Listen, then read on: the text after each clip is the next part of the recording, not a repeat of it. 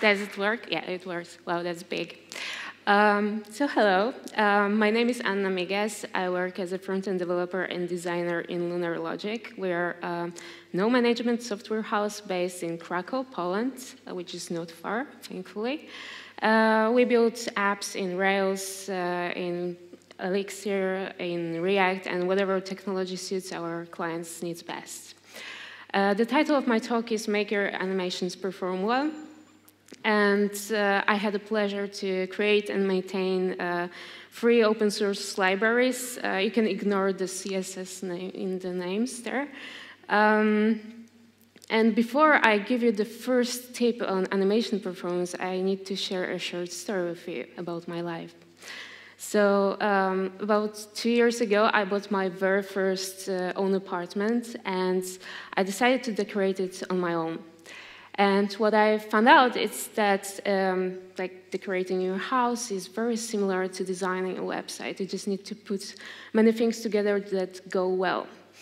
What I also realized is that most of the things that are out there in furniture shops are not the things that I want in my house. I just didn't like the things that I could afford, and the things that I couldn't afford I liked, so kind of it didn't match. So this is my lamp in the living room after 2 years. And if I had to compare it to something on the website, it's this text that says loading that you put in a place where the loader should be. It just kills you that something like that is there, and you think about it every time you see it, that you should actually put something real there. So it's good, because at some point you're going to replace it. The next piece I have is this beautiful coffee table. When I found it after like a year and a half, I thought that it's perfect because it was affordable, the wood color was matching my place. It has this shelf to put all my art albums there, so it's just perfect. And I assembled it myself, so I felt like really powerful after that. And if I had to compare it, it would be comparing it to the animation that just helps user to understand the app better. It just guides him, adds some context to everything that the user is doing there. So it's just really good thing. And I have these chairs. Well, this countertop is of irregular size. The regular chairs are just too low, and regular hookers are too high for it, so I have to choose from like very small pool of chairs.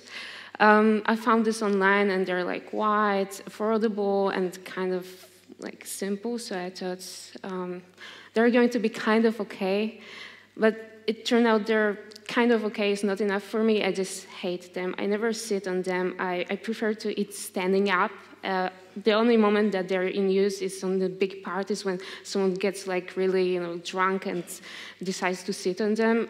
And I can't get rid of them because like I have chairs. They're like everything is fine about them, but it's just me that don't like them. And my friends would probably think that I'm crazy, just thrown away and have nothing there. And what I could compare it to is just animation that you put something out there without really thinking about it, and it just stays there forever. You have no time to replace it because you already put something there, and you have different priorities. So it's like laggy. You make all your users just download thousands of assets, and it's not really helping anyone. It makes the experience worse in like all cases, basically. And it's going to stay there, believe me. So the first rule of performance animations is just to not use them if you don't really need them. Just don't force user to download many assets to make the whole app more junky. Okay. Now that we have the most important rule of CSS and JavaScript and any kind of animations behind us, the important thing is to choose the right tool. So there's this debate, CSS or JavaScript animations. Some people prefer this or that. Actually, to be honest, they're both perfectly good tools, but they suit different purpose. So if you have CSS animations, they're just great if you have something simple to put up. Like, I don't know, something that just needs to slide up the screen. This is perfect then. They're native to the browser. They get all the GPU acceleration from the browser. There is a need to put prefixes for them, unfortunately, but it's not much. And the only bad thing about them is that if you need to schedule more than like 1 or 2 animations in CSS, it's just a pain. And this is where the JavaScript animations actually shine. They're really good at scheduling and timing. So if you need to put more than 1 animation and schedule them one after another, this is great. And there are many ways how you can implement JavaScript animations. They're in like pure JavaScript. It needs some optimizations. I'll talk about the trick later. There's Web Animation API, which is my personal favorite because it takes the best things of both worlds. It's got this GPU acceleration from the browser, and at the same time, you get the scheduling and timing. Unfortunately, it still needs to be polyfilled, so until like all the browser vendors decide to have it there, well, you need to polyfill that. And there are frameworks, but you need to decide if they're really needed in your app because, well, it's some code that you're downloading and, well, it can be heavy. Like Greensock is an amazing platform, but it's really heavy. So for small apps with not many animations, it's not a good choice. Anim.js can be a good choice then. Okay, so we have the choice of best tools and the most important tip behind us. But before we actually start optimizing our animations, it's good to know what's going on in the behind because it makes us realize that some optimizations can make things better or worse, actually. So how actually browser paints a website? Let's talk about this for a moment, like very briefly. So first step is the browser makes GET request and it gets HTML in return. Then the HTML is parsed and DOM is created, document object model. It looks like a tree. It's got all the nodes from the HTML in it. They're visible in this way. After that, the styles are applied. It's from the user agent, from your style sheets, inline styles. The DOM is taken out, and we have a render tree. Render tree is very similar to the DOM, with this difference that render tree has all the styles applied, and there are only things that are going to be actually visible on the page. So, for example, if the image element here had display none, and a paragraph element had a pseudo class, that's what would happen. It would be also represented in the render tree. Then the layout is calculated. At this point, the browser is trying to figure out how much space each of the elements is going to take. And it actually pictures it as a collection of vector boxes. Here we need to remember that the parent size affects its children's size. After this point, when the browser already figured out how much space each element is going to take, we have everything rasterized and put into layers. You can think of layers as something like layers in Photoshop, that if you have things on 2 different layers, then you can move them around. If things are on the same layer, then there's not much of what you can do, actually. They're just glued together. So yeah, so our collection of boxes moves to these 2 layers. Layers are going to be represented as this box shadow. I hope that you will appreciate how cheesy this is. Okay, and the last step is compositing. And at this step, this is the first step that browser takes advantage of the GPU. So it optimizes its way around here. So the layers that we had actually get glued together into one frame that is then shown to our end user. It's glued to one frame, one picture. So this was the first render. But actually, you must understand that every time the user makes any change on your page, so by change I mean like scrolling, hovering over element that changes on hover, or just clicking something that gets a class somewhere else, then the browser needs to go through all the steps again. With the small change that instead of having this request at the beginning, there can be some JavaScript that introduces the change. So there are different types of change that you can actually introduce, and some of them are more performant, and some of them are less performant. So let's go through them.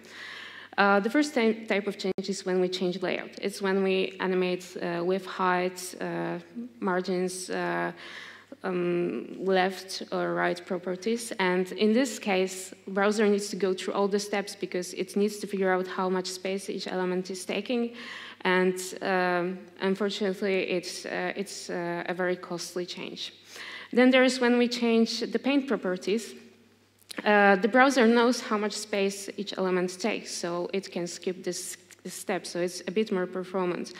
These are changes like background color, shadows, things like that. And there is the most performant type of change, when we only change compositing. In compositing, it's transforms or opacity. In this case, we don't change layout or paint, so this is the most optimal kind of change, which means that these are the two properties that you should be animating. Like in most cases, they're like perfectly fine to anything you would want to do in animation. All right. Why is that so? Why this should be the only properties for animating? First, it's this GPU acceleration that I said that's happening at the compositing stage, and the second one is layer creation. So at the next to last step, we had rasterizing and creating layers, but actually you need to know that by default, browser puts everything into one layer. So we need to figure out ways so that the browser would create more layers. And by default, when we have these different layers, like things can be moved around and they don't affect other things. So it means that that the animation is smooth. So what creates other layers? 3D or perspective transforms, animated, this is a keyword, animated 2D transforms or opacity. If element is on the top or it's a child of the compositing layer that was already created, accelerated CSS filters, and in special cases, video, canvas, or plugins like Flash or Silverlight. This is what creates layers. So we have a small problem here. And I'll give you an example to understand it better. Let's say that we have here an animation. It's applied to the button, and it's just, it rotates the button all the time. So it's fine. We have two layers. Button is just moving around, not actually affecting anything around. But in most cases, you would want the button to actually be moved only, for example, if someone hovers over it. So that's the point where you want the animation to happen. So the problem here is that the browser doesn't know that this animation is bound to happen. So it puts everything on one layer, and when user actually just hovers over the element, it only has to create the new layer. So everything needs to be repainted. And what user sees is, of course, not like the button doesn't disappear anywhere, but there is a small lag. And it can make user think that your app is irresponsive or it's just slow. And the worst part is that after animation is done, it also puts the layers together again. So if user hovers over it again, it will do the same thing, repaint things. So there is one more thing that can make your browser create a new layer, and this is the wheel change property. And it can help us with the problem that we've had. Using it is very easy. You just need to apply it to the element that is going to be changed and explicitly say, like, wheel change, transform. Browser will know that it needs to listen for a change. It will create the new layer for this element. So, so we can change things without being worried that the new layer needs to be created at the moment of user actually interacting with the website. There are a few rules that you need to follow with will change. First one is you need to give a browser a moment to think. So let's say that you want to apply some animation on hover. You cannot add like will change transform for the hovered element. You need to be one step ahead of the browser, because when user hovers over element, the browser already is like making the best optimizations it can for it to happen. And actually putting will change at this point could interrupt the browser. So please add it one moment before you want this change to happen, like here, just to button element. You can't also try to optimize too many elements. You might think that, well, why just not add will change to everything and have everything on different separate layers and just move things around without affecting anything else? Don't ever do this. Here was a nice Spider-Man quote on the slide, but I had to remove it because it was used already on JSConf 2 days ago. I would just hint you that it was Uncle Sam saying that things about responsibility. So every layer consumes memory, so you need to use them wisely. If a user has a less powerful device like low-end phone, actually having too many layers can crash his or her browser, and well, the experience won't be very good then, right? Another rule that you need to remember is to use will change in style sheets only if the change is bound to happen constantly. If you have animation that will happen only once, it's better to move adding the will change property to JavaScript. And if you have change like hovering over elements that will happen all the time, for example, I don't know, you show something on hover on each element on the page, then it should stay in your style sheets. And also, it's a good idea to actually remove this hint once you're done with your animation, so that browser wouldn't have this layer and it wouldn't just listen for user to interact with your page. You can do this easily. Just grab the element that is supposed to have the animation on that, put two even listeners. Here, for example, we have mouse enter. So on mouse enter, you just add the will change property to the element, and when the animation and event fires, you just remove this will change property by setting it to auto. And of course, it's not supported in IE and Edge, but you can use the fallback, which is translate 3D you just add this. As I said, 3D transforms also create new layers, so it's kind of a hack, but it works exactly the same as will change, to be honest.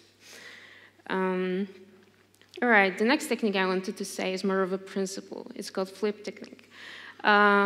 Flip stands for first, last, invert, and play, and it's just what we're doing here.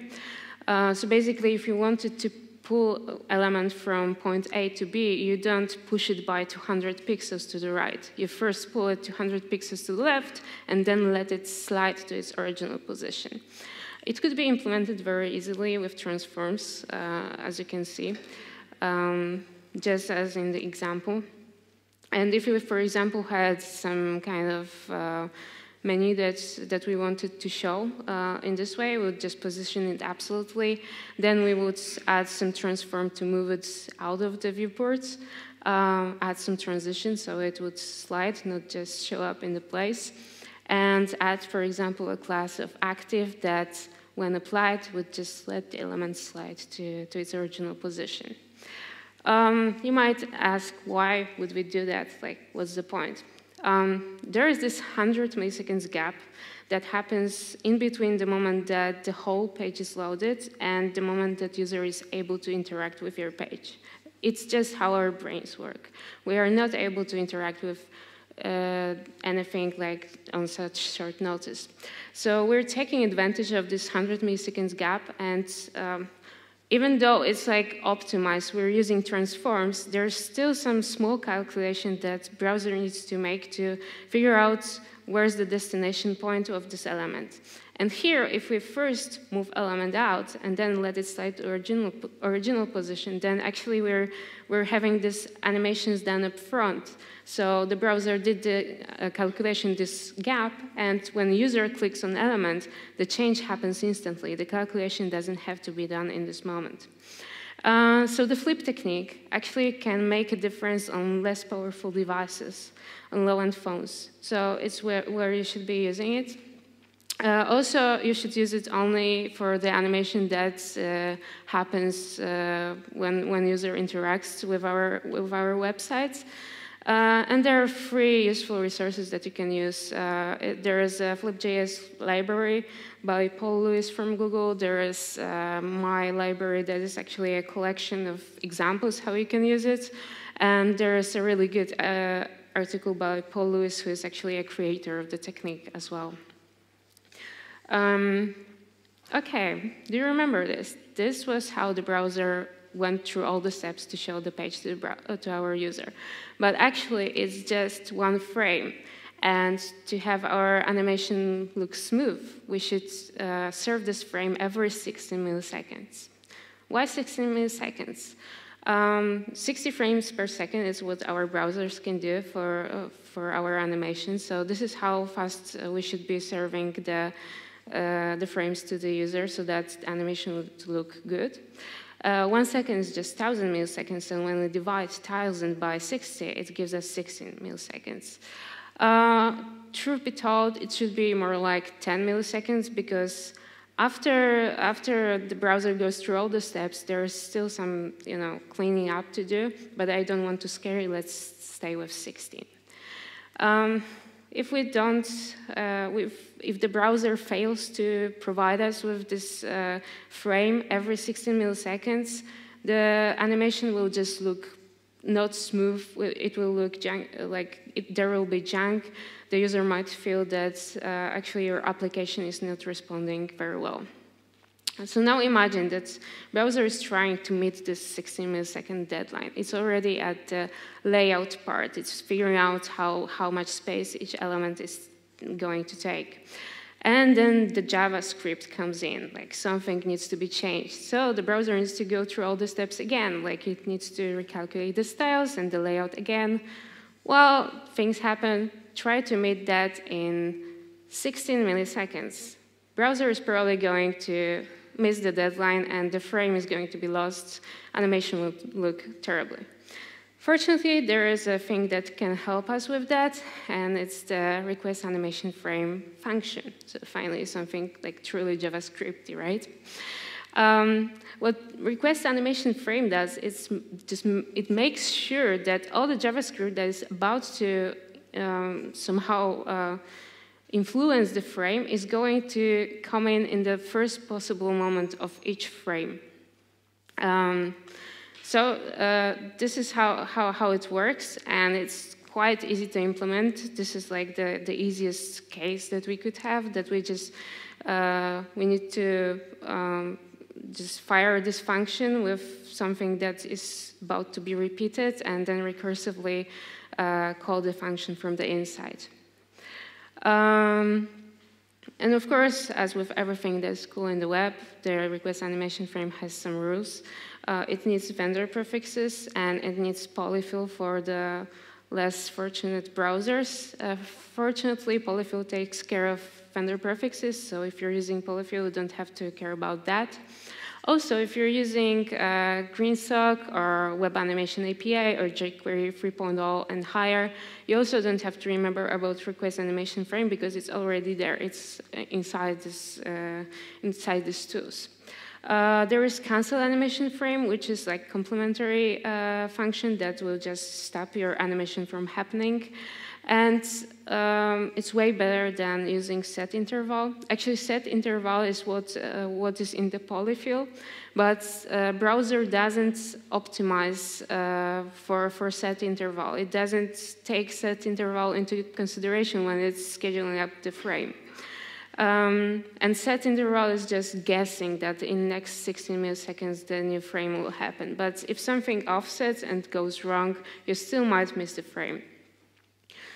And The last thing I wanted to say to you about it is to test your animations before actually optimizing, because things that you think might actually be needed for your animation might make it worse, and things that should be smooth might actually not work very well. So test your animations, and of course the best thing to do testing is to use DevTools both in Chrome and in Firefox. At least that's what I'm using. For example, in Chrome, you can enable the rendering tab. You need to click this 3 small dot menu, and just in more tools, you have rendering tab and all the cool things. And then you'll be able to actually see, for example, where the layer borders are, to see paint flashing, or you can see the FPS meter or any scrolling performance issues that you could have. Also, you can use the timeline tool to record your animation. The shorter the recording, the better, because it's easier to investigate what's going on. If you have the green small blocks at the top, it means that your animation is actually smooth. Then there are like really new shiny tools there, like 2 things that I just discovered like a month ago that are there.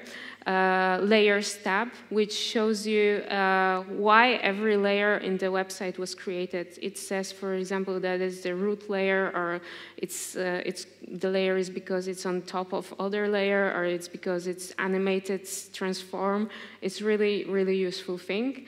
And there is the new animation tab in Chrome that lets you, for example, run your animation slower or just record it and investigate it too. Firefox also has animations tab, and it's also very similar, but it was there first. As well, you can run your animation a bit slower, or you can, if you inspect animated element, it will show you if it's optimized by this small lightning bolt icon next to it, or if it's not optimized, it will give you a warning what's going on in there, why it's not okay. So to sum up, please don't overuse animations. If they're not going to help your user and they're just there for your pleasure or the pleasure of a designer, try to skip them. Not make the user feel the junkiness of your app. Animate only transforms and opacity, because they are the most performant in that way. Try to take leverage of wheel change, flip, and RequestAnimationFrame when it's applicable. Don't overuse layers. Don't overuse the wheel change property. Test your animations. Animate elements that are on top layers. Don't animate things that are behind something, because it will make all the things up on them to be to go to the other layers. And yeah, test animations before optimizing, the most important one. Here are some resources. I'll post the slides after this talk. Maybe tomorrow, we'll see.